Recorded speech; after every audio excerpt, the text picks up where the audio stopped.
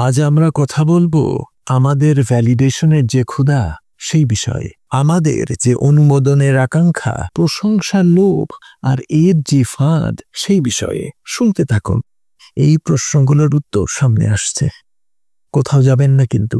Validation খোঁজা মানে হলো নিজের আত্মাকে এগিয়ে ধরা অন্যের দ্বারা যাচাইয়ের জন্য, যা ভোগ, ক্ষণস্থায়ী এবং কখনোই পুরোপুরি যথেষ্ট নয়। কারো মুখে তুমি খুব দয়ালু শুনলে মনটা আনন্দে ভরে যায়, কিন্তু শুধুমাত্র একথা কি আপনাকে দয়ালু করে তোলে? যদি কেউ বলে তুমি নিষ্ঠুর, শুনলে মুখের হাসি মুছে দেয়, তবু কি তাতে আপনি সত্যি নিষ্ঠুর হয়ে যান?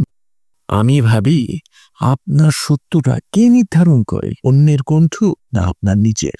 নেলসন ম্যান্ডেলাকে তারা বলেছিল ষড়যন্ত্রকারী দক্ষিণ আফ্রিকার সরকারের বিরুদ্ধে। তাকে ২৭ বছর কারাবন্দী করে রেখেছিল। তাহলে কি তিনি একজন বিশ্বাসঘাতক হয়ে গিয়েছিলেন? কখনোই না।